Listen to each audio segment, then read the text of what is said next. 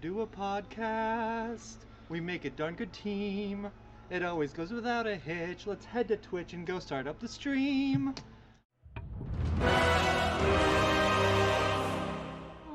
Do you want to do a podcast? It's the Nerd Glasses Podcast. Let's start now. Hi everyone and welcome to the Nerd Glasses Podcast. Come? Alright, I'll do my own bits myself. Oh wait, no silence. We're doing it. Get off the road.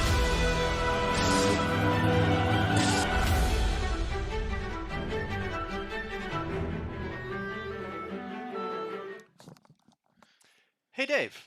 Hey Boater. When Spanish conquistadors came to the New World, they took all manner of resources, often precious gems and minerals. There was one mineral that wasn't quite as valuable as the rest, but they figured, pack a whole ship full of this stuff, it's still worth a lot. So they did that, sent it back home, and that's how we were finally able to figure out how many quartz go in a galleon. Hello everyone and welcome back to the Nerd Glasses Podcast. I'm Boater. And I'm really happy that Boater's streak continues. I've made so many Freedom Units references in the last month. You have no idea. Good. So many. Tangentially, one of the questions we were doing with our students one day had to do with the Freedom Unit measurement, and all of the staff in the room, all of us simultaneously realized one of our kids gave an answer, and all of us were like, "Oh, sorry, you have to think about that," and then all of us were like, "You were right," because all of us were like doing it wrong. Some of them make perfect sense, are very human measurements, fractions are fine. Others, how many teaspoons are in a tablespoon, Dave? Do you know? Google can tell me very quickly. But you don't know. No, God no. It's either 2.5 or Steve, 3. do you Even know? I'm not positive. No, it's either 2.5 or 3. I thought it was 2.5, and I saw something today that said 3, so I'm not sure. What's the question we want? How many teaspoons are in a tablespoon? How many teaspoons in a tablespoon, please? Taco Pill says 3. 1 tablespoon is 3 teaspoons. Yeah.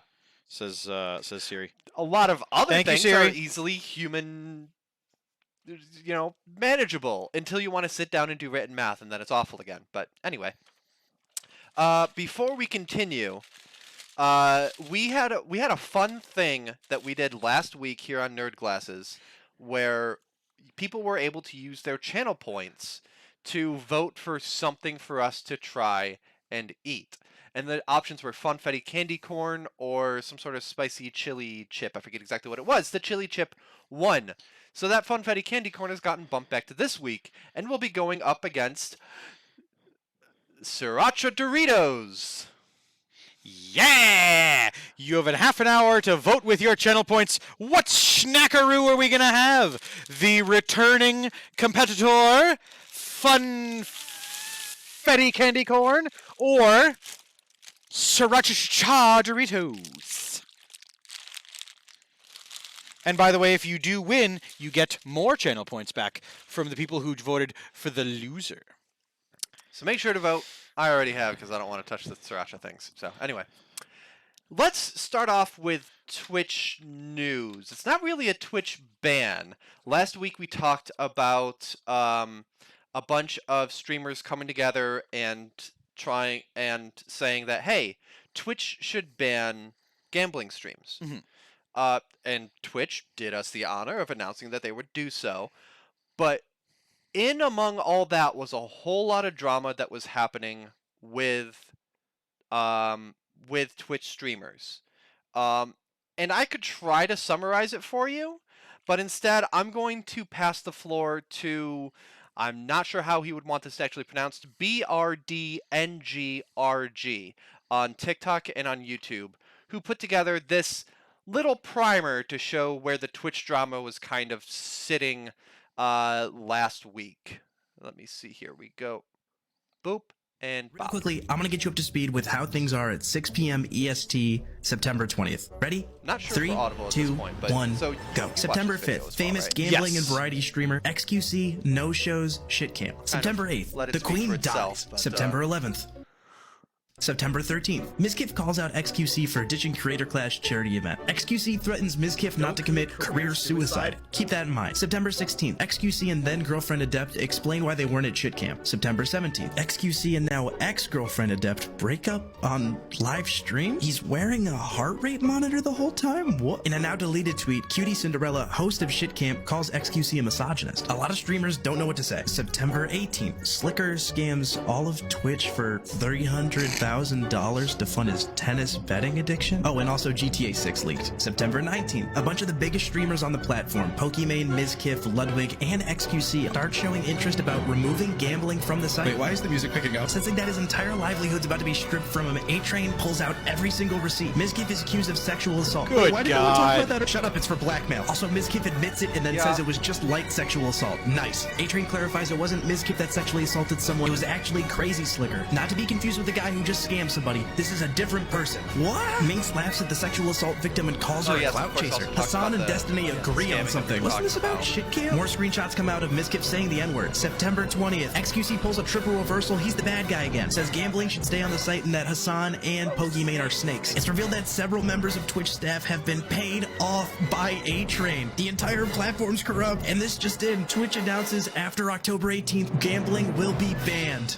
Real quickly, I'm gonna get you up to speed with how things are at 6 p.m. EST, September 20th. So yeah, there's a lot going on with all that, and it's so he released a longer video on YouTube the next day. It's about 8 or 9 minutes long that includes that as kind of a recap, and I do recommend watching it because it talks about kind of state of Twitch type stuff, the idea that like this drama that we see, this whole like and thank you very much, Steve, for getting that full YouTube link dropped in for us. The idea, the whole like breaking up on stream or like on video kind of thing. It's just it's all feeling very aughts reality TV, and it's just like Twitch is where the money is. It's where the scammers are going and getting money and able to spend money to get more money and apparently bribery and stuff. And it's just like, we're seeing more scumbags coming to the platform because it is getting more mainstream and where the money is. Lily, the tea is piping hot. Welcome, Lily. Really, really is. It's weird because it's like, how much does Twitch as a platform have to do with this? The fact that there were people that were like on this guy's payroll, basically. How much of that is emblematic of the platform as a whole? And yeah, there's just so much. I don't know what you have, if you have anything much to add about that. It's more just like I couldn't find any bans because the fallout from this, the stuff being perpetrated by like sexual abuse that was an open secret on among some of the streamers on the platform, but that they weren't taken to task for until it could be used as like blackmail for some other cause, and just like, it's icky and I don't like it. There is so much to digest off of this. Yeah. And no real fallout other than the fact that Twitch's announcement last week that we did talk about, where they are banning illegal gambling. But we haven't and- seen any actual bans of any of the people involved that we're finding out a lot of stuff about Yes. now. Yes, I think they are wisely waiting till, instead of knee-jerk reacting to, because that could cascade into more lawsuits for them. But that is the most I ever want us to mention XQC on this program in a positive light. What a dick! Well, Hate that this is the thing, is that at the start it was like, oh, it's a positive thing, and then it wasn't and then it's like doing the like flip-flop thing. You thought I was a good guy, but I'm a bad guy. Then I'm a good, and I'm bad. Just whatever gets me the most clicks, very clearly.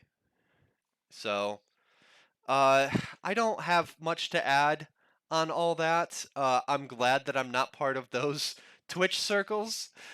It's in one respect, it's neat to see the different social circles that come together and can mix between YouTubers and Twitch streamers, and like I know on YouTube there's like different circles that do their own thing, and sometimes they mix, and it's cool. And we're seeing a lot of that on Twitch, but we're also seeing some downsides of like who is a sinking ship and who's getting pulled down with them. Lily making a very good point. The ability to weaponize someone else's trauma is a monstrosity. Absolutely. Absolutely unacceptable. On a very tongue-in-cheek moment, though, once again, another week goes by where big controversy on Twitch, Insane Games TV. Were we involved with that, Steve? Were we caught up in that web of stuff, considering we, broadcast 7 days a week, 11 different streamers, all the cool stuff we have going on here? Oh, that's right. Insane Games TV controversies, 0. Everyone else on the internet, a fuck ton. All right, let's move on. Let's move on from that. So that's some news from the last week. Dave, what do we have to look forward to? Please give us some happy news of what's coming out the next week. Well, I've found 3 games coming out in the next 7 days, and there's a theme amongst all 3 of them. Yeah. And I want to see if you can figure out once I finish them. Okay. What the theme is. We've got 3 games with a common theme. It's a very surface level Okay. common theme. Do I get to guess? Do you want to guess now, or No, I'm just okay. saying. Am I also in the running, or is it? Shut up, Butter. No, you can. Okay. So our first game coming out today on the Xbox One, the Xbox Series X, and Windows. It's technically the full release of the game. People have been playing this game for a little while. But it is the game Grounded. Obsidian Entertainment returns with a highly touted game that we saw a lot about back in the day. And if you don't remember this game, it's because you didn't watch our coverage of a lot of the Game Awards beyond our time and ago. 4 kids go missing. Okay. And they are to be found and playable in tiny form in a backyard. And you have to play in this miniature form. Okay, I have Yep. seen gameplay of this. This is also a game that got famous because they added an arachnophobia selection where all of these spiders are turned into scorpions. I mean, the scorpions are still arachnids. They are, but they're typically less triggering of mammals. Fair. But a survival game, you must find food and water, and you have to figure out why you're tiny. In an homage to the 90s and all the fun things that happened back then with the Honey, I Shrunk the Kids franchise and things like that. This is a play forward to that and the ability to play as one of the tiny people. This is Honey, I Shrunk the Kids in game form. Honey, I Shrunk the Kids came out like 30 years ago, so it's for a new generation. Boater and Dave are old. But our youngin' producer laughing in the background here. This game, it looks like it's going to be fun. There's a lot to do in it. There's a lot of exploration, and there's a lot of chances for some fun. Highly recommend you check it out. The second game coming out also today for the Nintendo Switch, the PlayStation 4, and the PlayStation 5. This game also released March 2022 for the Xbox and for the PC. This game, Tunic. I've had my eyes on this one for a while, and it hasn't quite gotten me, like, grabbed me to be like, I'm finally getting this, but I've been, like, borderline on it for a long time. I've heard really good things about this from people that have that played a specific sort of game.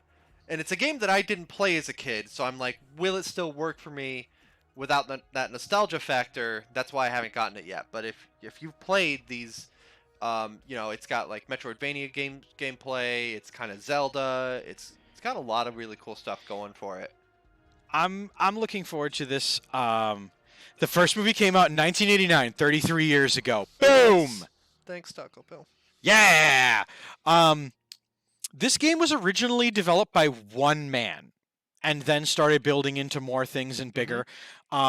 This game I also got very disappointed about, I will not lie, because I saw an article about the Switch release where Andrew, the developer, talked about the importance of the in-game manual and the tribute and homage to older games manuals, things like that, how that was part of the solution. You Okay. have to turn to page 26 to find this code, or Ooh. there was a diagram of a boss or things like that. To find out that this game doesn't have a physical copy, which means there's no physical manual. Yeah. And in which case, boo! Boo! But also an in-game manual that's very detailed, and a gimmick in it that I really enjoy that they don't really show off too much is the fact that the in-game manual is in the game character's language, which is not English. Huh. So you use diagrams and things like that to figure out what's going on. There is a thing where if you highlight a character, it turns into an English word, which I Right, think is right. kind of a cop-out. But Well, still. a very cool gimmick. I like the idea of it, and I'm just in general a fan of the genre and the release. The fact that the Xbox version and the PC version have had time to be modded, to be finessed, and things like that, and now Nintendo Switch and PlayStation get their chance at this. I mean, what more can you ask? It's nice that it wasn't a full year of times exclusivity either. Yes, It's yeah, just and a half a year. an adorable little fox, an adventure to be had. All they need is you. Tunic. And the last game is called Arrowheart. This I haven't heard of. This one is coming out, and the only reason I'm talking about it is because of the company that did the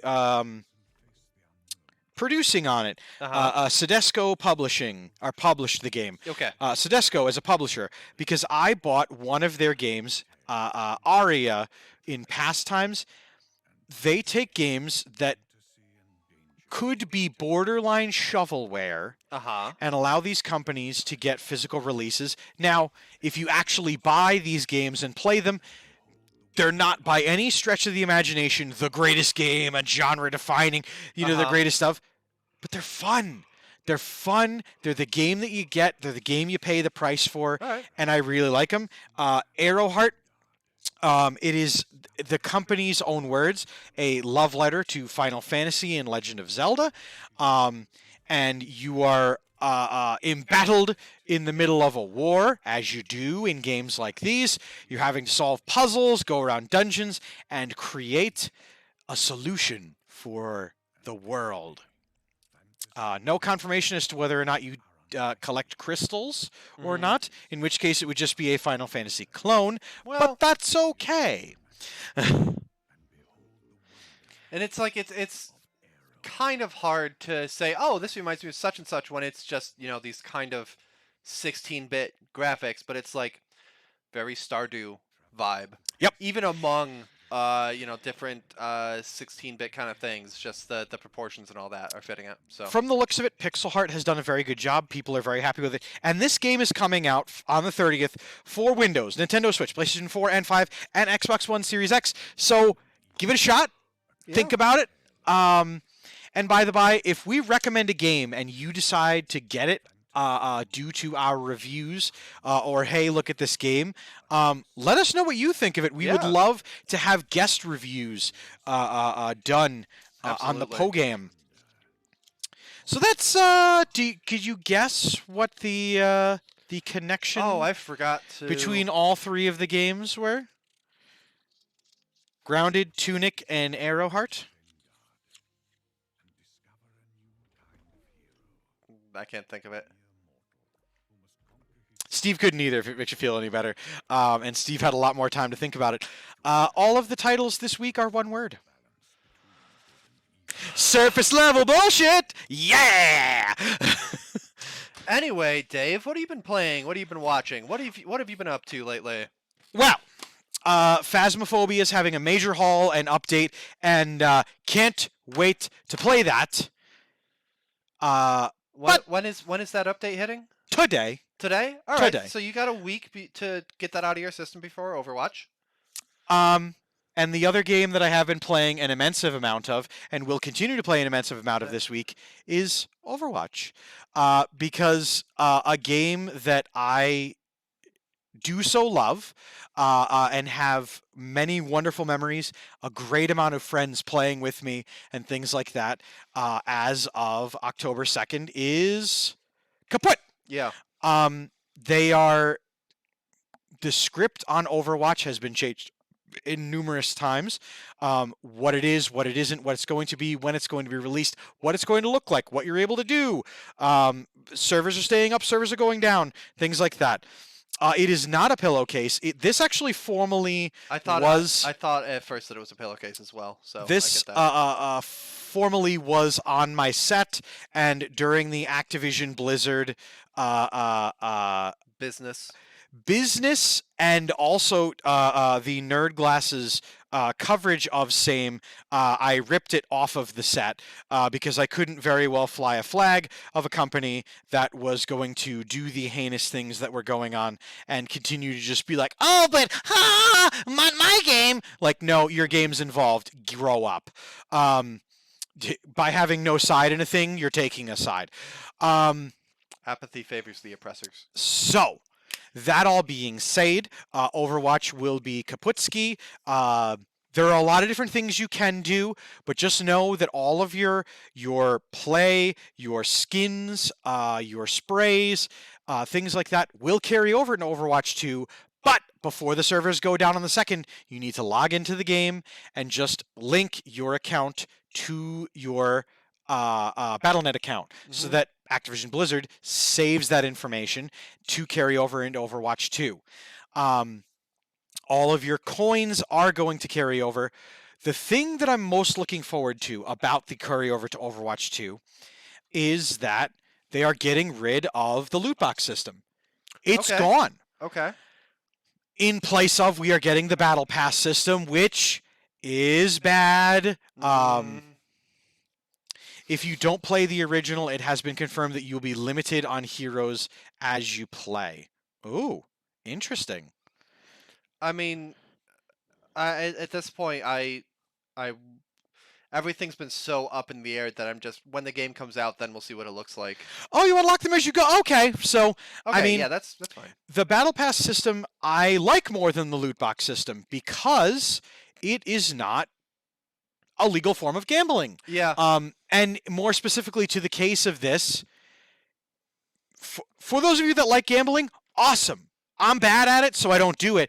But loot boxes are an incredibly shitty way for companies to be able to wring out dollars from players by putting cosmetic items, power-ups, or other what have you into these boxes where you purchase them and you have a percentage chance of getting them. Maybe you do, maybe you don't. But if you buy more of them, you'll increase your chances of getting more of them. It's just very Battle predatory. Passes are a lot more transparent. Yes, because yes, there are premium battle passes. Yes, there's going to be a premium battle pass, but you pay for it, and then the metric is you do blank, you get blank.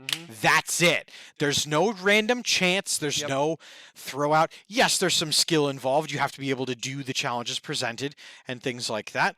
But I mean, they place it out in black and white for you to be able to know what it is, as opposed to, oh, you can get some holiday loot boxes and you could maybe get the so I'm really hyped about it, but I am trying to get the last hurrah in. I do have plans for the weekend Wednesday. That's what we're playing. We're doing Overwatch. So come one, come all, come join. And this coming Friday, I was going to do a gathering of folks. Unfortunately, we did have a bout of COVID go through our friend group, and it would seem very tone deaf of me to invite my community to all hang out in one place when last time our community hung out in one place, a lot of folks got COVID. Yeah. Well, it wasn't really me gathering in one place the reason they got COVID. It was some travel things, but it would seem very tone deaf to do it. So Friday on DIM 314, I will be home. I'm going to play some songs on the uke. We're going to do some memories. We're going to rewatch the VOD where I played Overwatch for the first time and said some very interesting things, considering I played that game subsequently for years after that point. Because, spoiler alert, Dave no likey Overwatch when I was first played it in 2016. Did not like it at all, and I played as Cassidy, had a shit time, and said, and I quote, "This game is crap." Like, but it'll be a fitting send-off for the community, and hopefully folks come to celebrate with me. I am going to try to do some gimmicks where, like, I cook some Overwatch-related food. Yeah. And things like that. But Overwatch this week. Phasmophobia update coming makes the game look terrifying. All the updates and things like that. Anything that changes the calculus in Phasmophobia is scary, because you think you know what all the ghosts are, and then they add more stuff, and all of a sudden you can't be sure anymore. In fact, I think that'll be a thing that I play at some point. I might actually play that Sunday. It'll kind of ruin the atmosphere because it's daytime, but that's okay. We shall see. And things like that. But Boater, now that I've long-windedly talked over all this stuff, I did feel like there was a news piece to talk about this and that and the other. But Boater, what have you been up to? What have you been playing? What have you been gaming on? What have you been jamming on? So I played Trombone Champ on Brunch with Boater. I'm sorry, you played what now? I played Trombone Champ, a game that came out of nowhere and blew up towards the end of last week. It's a satirical rhythm game where you move the mouse forward to slide out and do a lower note, and then towards you to do a higher note. And it's got a short set list that you can go through in maybe half an hour. And of course, it was a 2-hour stream, so we did a bunch of repeats. You can collect cards. It's got a bunch of facts, like how many hot dogs a particular composer could eat in one setting. There's a whole bunch of stuff about baboons. It is unhinged. The core gameplay is great, and everything around it is pure what the fuckery. I had a lot of fun playing it, but I also feel like the 2 hours that I spent playing it on Brunch with Boater is about as much time as I could enjoy playing it without pushing it too far. That said, it was a fantastic 2 hours, and I might do just a little more to try to get some more cards unlocked. I don't know. We'll see. Not another Brunch with Boater stream. I don't think I can do another 2 hours, but that might be a fun kind of, like, if I do a full day stream sometime, doing that as a cooldown between games. The other thing I did was on Friday, and we talked about this going into it, I went to the New York State International Film Festival. Woo!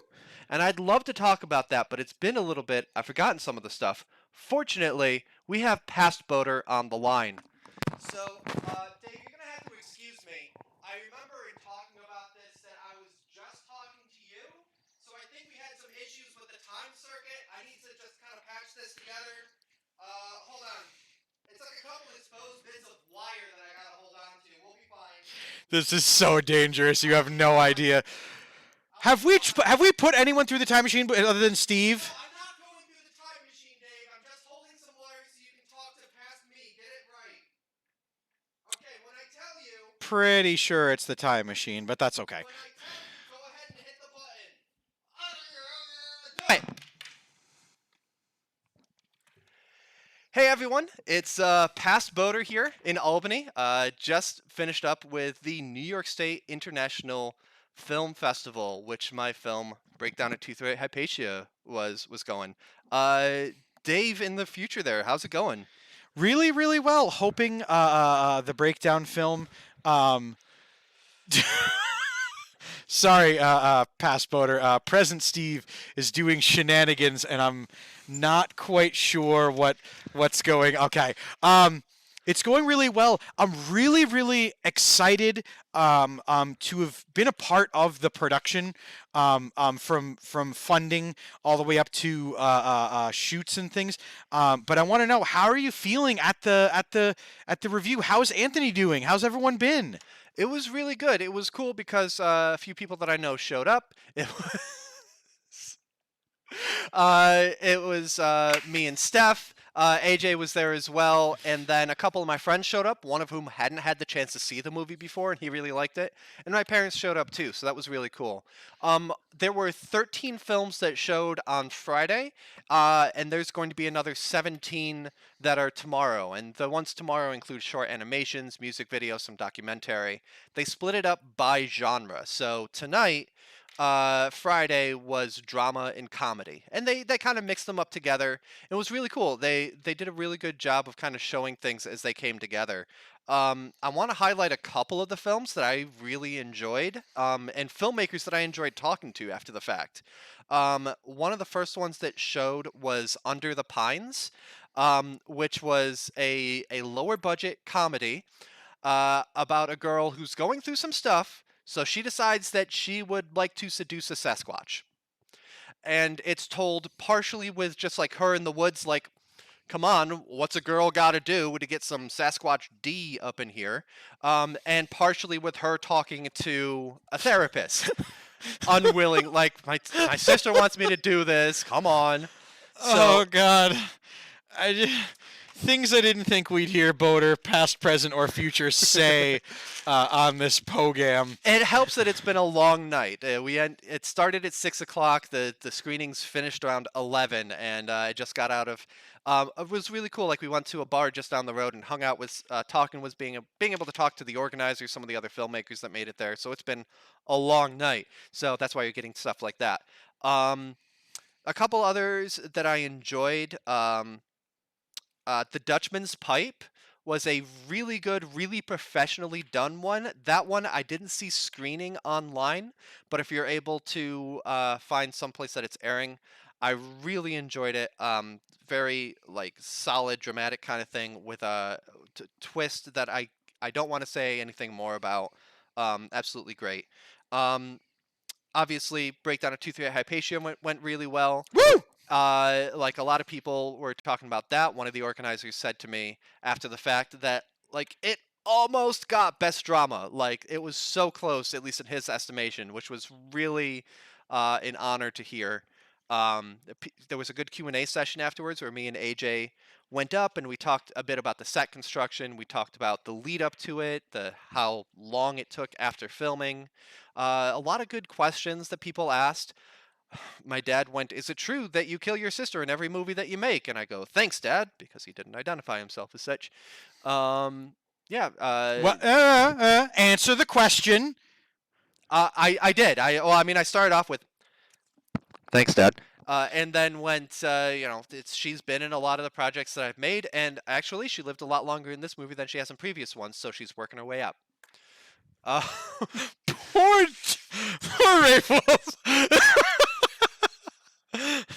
I noticed that as a theme. The couple of press center productions and previous films that I've seen. I was like, huh. Jen dies in a lot of these. Like I didn't realize it was all of them.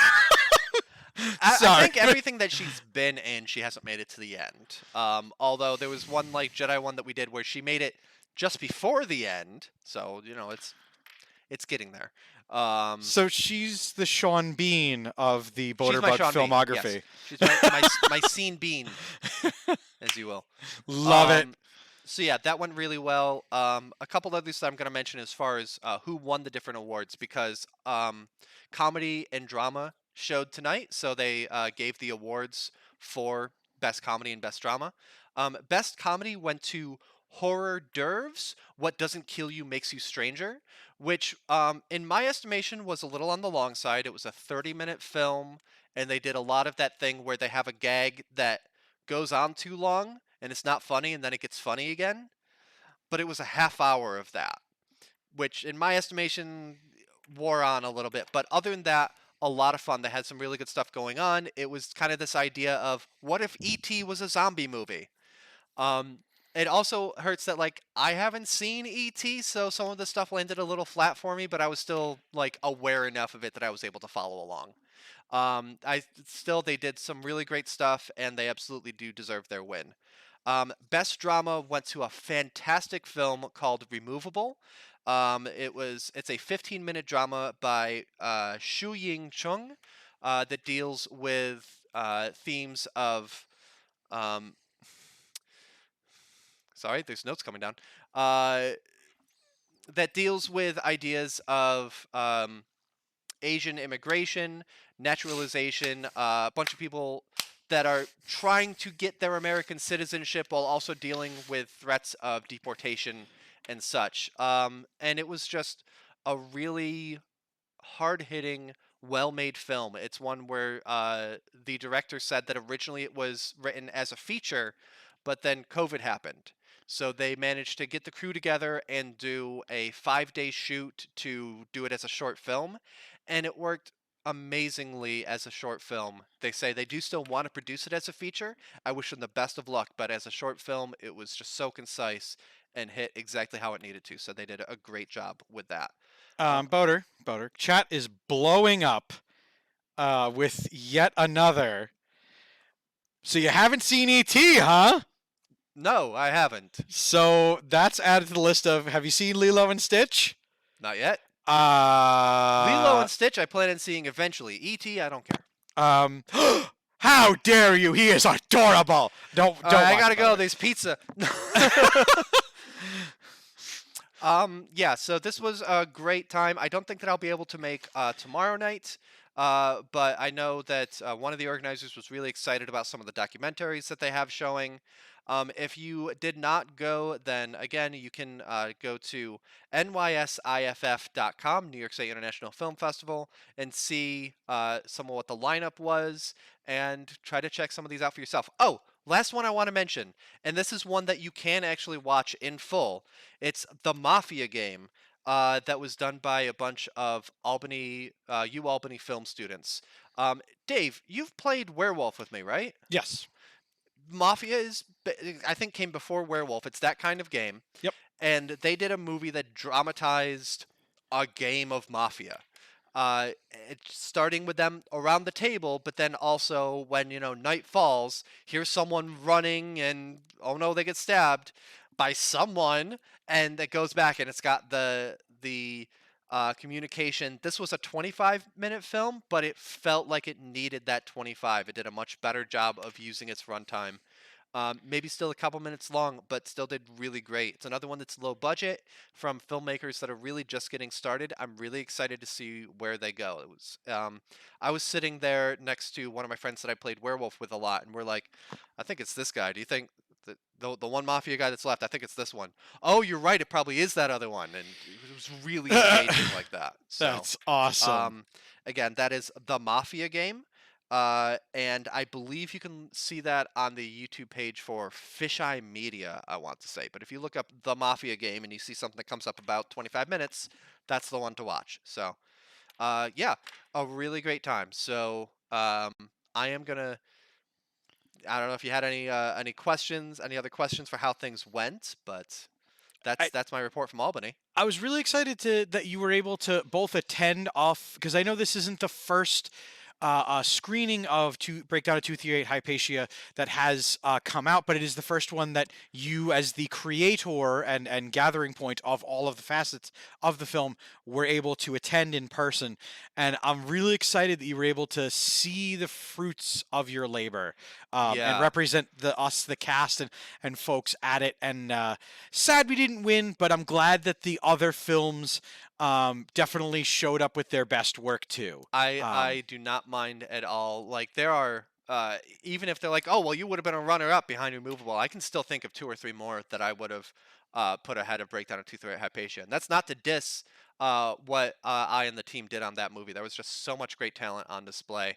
And yeah, it was really great. Like, I treated it like a premiere, like the premiere of it, because it's the first one that I was able to attend. Made sure we got the red carpet photo, and yeah, it was just a really, really good time. I hope that those photos are released and soonish. So, all right. So, Dave, I'm gonna let you go. I don't see Boater there, so hopefully future me is fine. He's fine. He's just kind of convulsing, holding 2 wires. We'll just have Steve poke him. Great. I've got that to look forward to. Anyway, you do. Thank you. Thank you so much. And yeah, Dave, I will see you in a few By the way, days. the winning lotteries numbers are 7, 2. Oh shit, he left. Damn it. I could have made millions.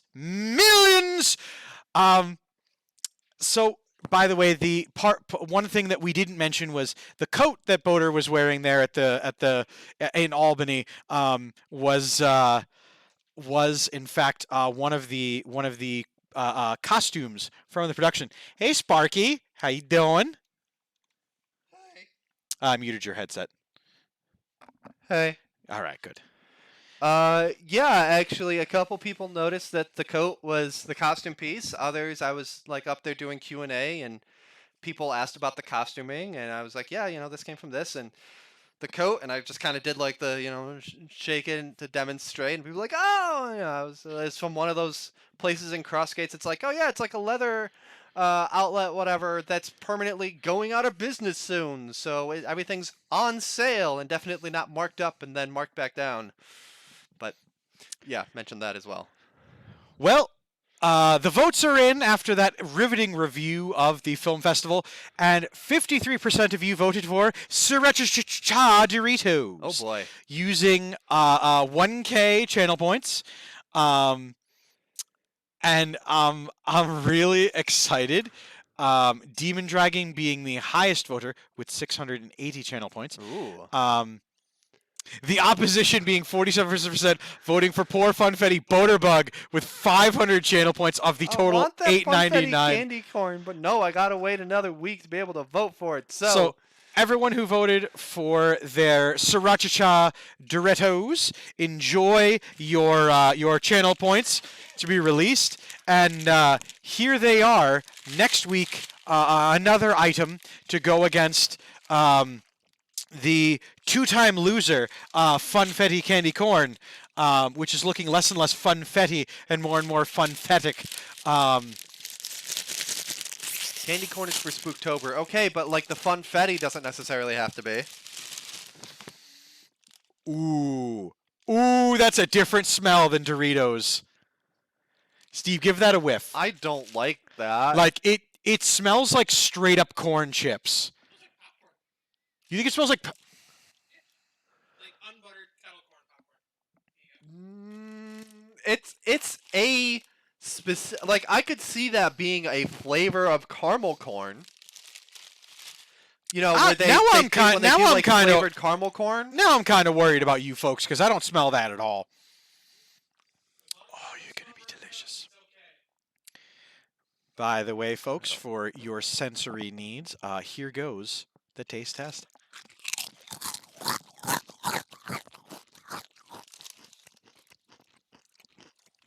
What do people see in sriracha?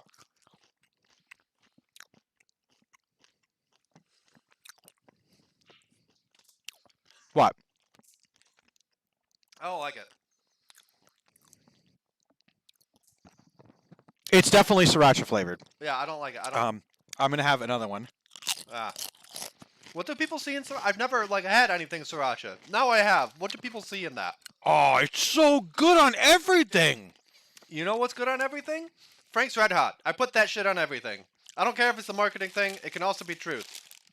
I would compare, now I want to try, Frank's Red Hot Doritos, and I bet they'd be so much better. I like them. Probably going to be eating a crap ton of these tomorrow. Having some flashbacks to college and sriracha news, a program that our very own producer here, Steve, did What? in college. What's this? Tell us about it. Hold on, Steve's grabbing the headset. I'm going back to the future for a quick sec. Sriracha news.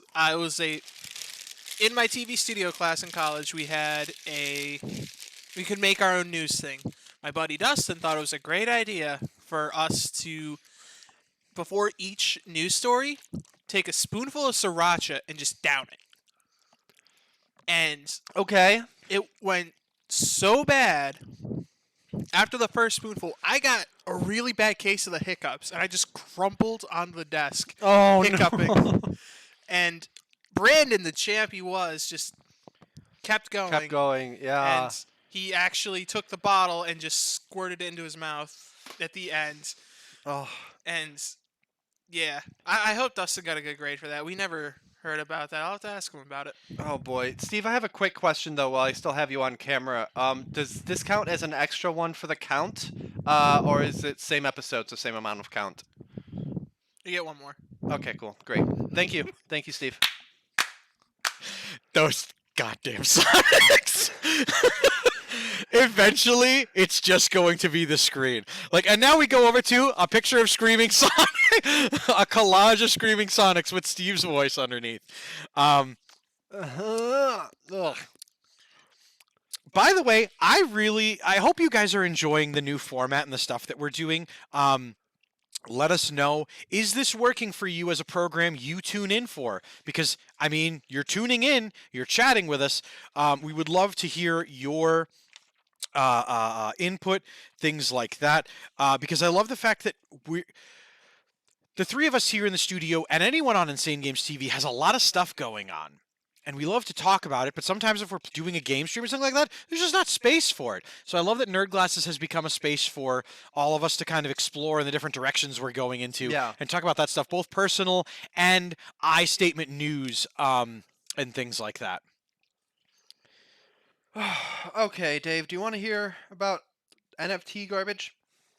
I mean, are we finding out that NFTs are finally done? Nope. We're Well- hearing about the first NFT game to hit the Epic Game Store. It sounds like it's time to fire up the crypto car!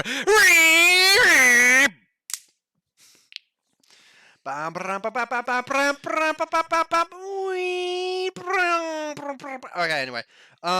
Blanco's Block Party lets you buy unique character designs with varying levels of inspiration from other unlicensed intellectual properties like, Lego and Funko and stuff like that. It looks like, but is legally distinct from other things you care about. You can spend anywhere from $10 on these characters to $150,000, and accessories can go for even more, like one that's over $1 million. The gameplay is not at all innovative. It's Fall Guys with a Roblox hub world, and the art style is a clear mashup of Roblox and Fall Guys as well. Yeah, there's nothing unique about this. There's nothing about this that is innovative. It's just got a different way of bilking you for money. I'm sorry, the second you started talking about it, all I heard was a loud, emphatic, and drawn out. Uh-huh. And then I heard the word millions, and then $1,111,111 for the most expensive Oh! accessory. God, unless you want those sriracha chips to come back, like, ugh. Please don't. I'm not eating them Disgusting. I will eat them. after they've come back. See if No. they're just as good the third time around. No.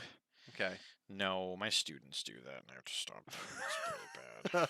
Anyway, yeah, that's what I've got for the Web3 Roundup this week. Epic Game Store has their first one that goes up there. And meanwhile, they have something that's like, they have some sort of like weak-ass statement that's of like not condoning gambling with cryptocurrency, even though basically all crypto is like gambling on the market or something like that. I forget So their exact fucking statement, but it's this dumb. like, if you don't condone this stuff, don't host a game with it.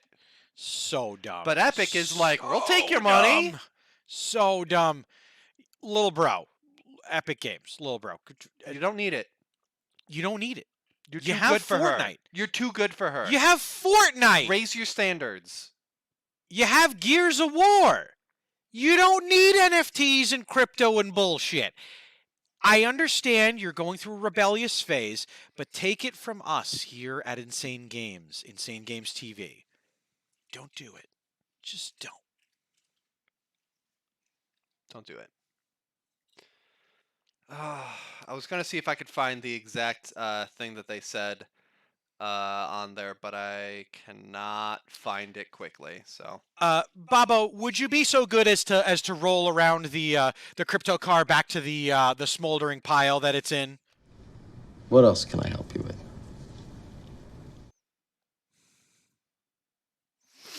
thanks. Thanks, Bobarooski. You're doing such a great fucking job. can't wait for him to be out. Epic Games does not encourage the purchase or sale of any cryptocurrency or digital asset. It's right fucking there. That's what the game is based on. That's on your marketplace. So, Dave, what do you give me happies? Give me happies. well, there's a lot of happy things to look forward to. And you know what? I'm just gonna go for the gusto here. Oh boy. Because Where did that come from? I have for you, Boater, I have for you something very irrefutable and controversial, something so absolutely unmistakably big that we have to call back. What? We have to call up our good friend Conspiracy Baseball. Taco Pill, it's bigger than Spider-Man, which is amazing. Although there is a very good photo of that menace Spider-Man. He visited the Insane Games TV studio. Not gonna hurt him. And he tied me up. You better not hurt him. But, Boater. Sorry for misgendering. Boater, I want you to take a look at this picture and tell me, what do you see here?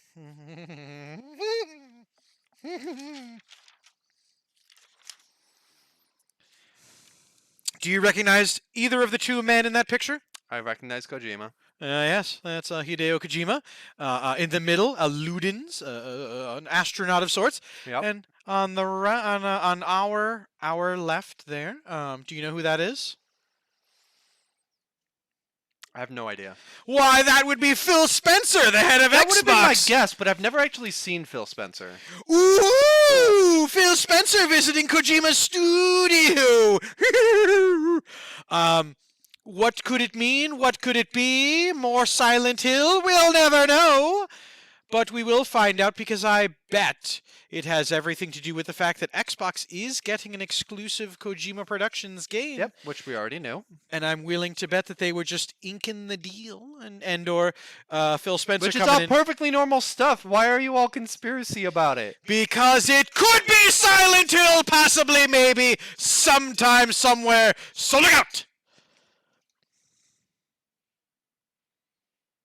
Also, it's weird to see Phil Spencer not in front of an Xbox screen. I'm not going to lie. I really couldn't... It's just a weird photo. Demon Dragon says it looks super awkward, and it does. They look green screened in.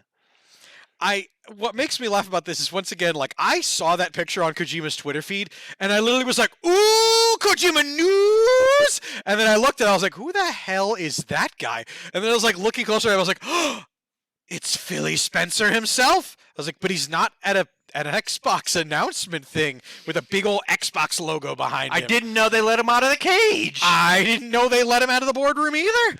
My God, the fact that man was able to tear himself away from the Actibliz negotiation table to be able to.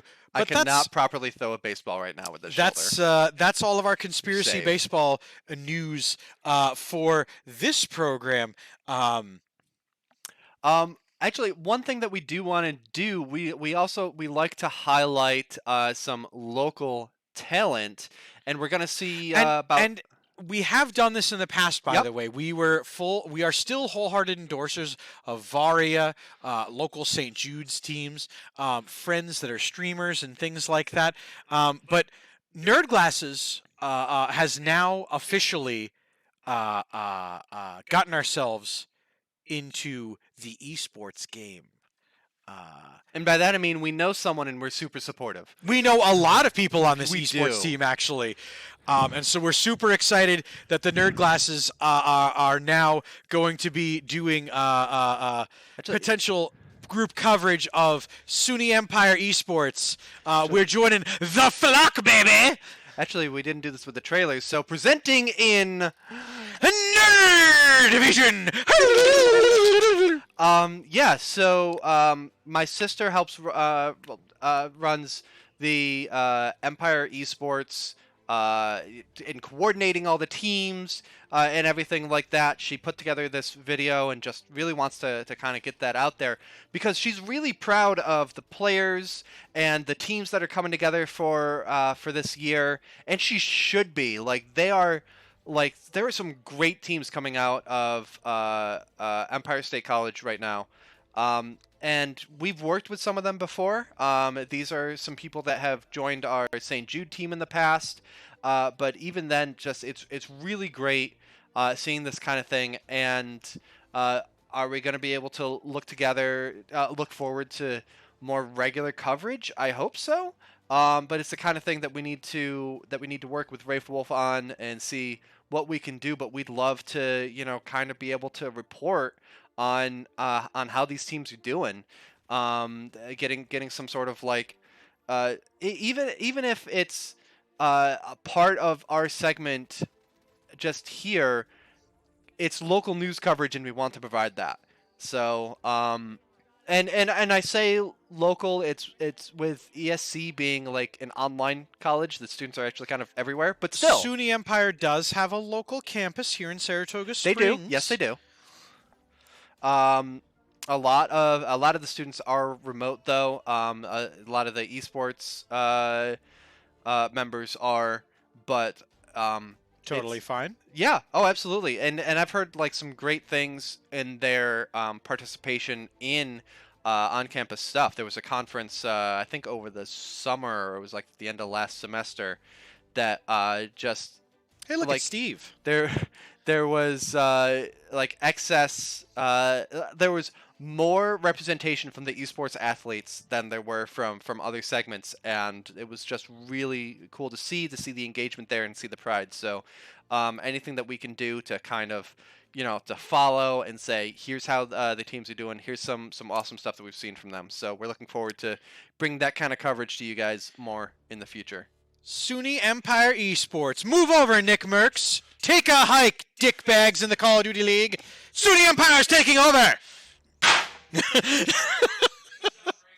I'll break the table out of excitement. Passion.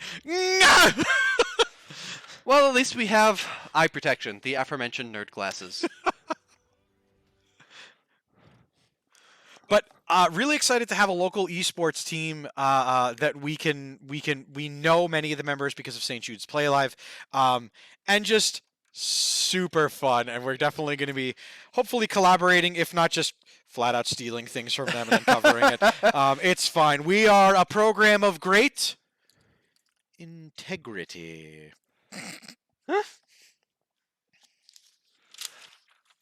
Okay, so we got a few minutes left in today's program, after which we'll be going to the Citadel, where I will be doing more Astral Chain. But I don't want to rush things. Dave, what else have we got as we try to Well, bring things to a close? some gaming news and things going on Yes, the 21st. An Stream title. interesting crossover that hasn't occurred thus far. In FIFA 23, Jason Sudeikis reprised his role as Ted Lasso from the Apple TV Plus show Ted Lasso, where they announced that the fictional professional soccer team AFC Richmond will be a playable roster in FIFA 23. That's fun. They did motion capture of Jason Sudeikis as well as some of the stars of the television show. This all leading into the fact that today, actually, FIFA 23 had its early access for people that pre-ordered the game, and it immediately crashed because the Ultimate Team, which is the most microtransaction-filled component of the game, got over-flooded with players who had pre-ordered it and things like that, to the point where it went down for 2 hours and people were unable to do anything with this until it was fixed. It was subsequently fixed. Good. It was only a 2-hour blackout, but in that time, people were pissed. And I hope that they did take the time to play as AFC Richmond in a comp game. That's fun. That's fun. I love seeing stuff like that. Like, in moderation. When it goes too much, it's like, oh, okay, maybe I just like want to play normal, whatever. It's like Fortnite having its media tie-ins at first was like, oh, that's cool, and now it's just like, you've done too much. Just stop it. I don't know. It's a weird line for me, and everybody, like, the line for what's too much is gonna be in a different spot. And so, of course, the corporations running it are gonna go way past the lines to do as much as they can. All I'm saying is next year, MLB The Show, Brockmire. Do it. You should do it. I would pay lots of money for a Brockmire edition of MLB The Show 23. And I already buy the Steelbook every year, so you already have my money.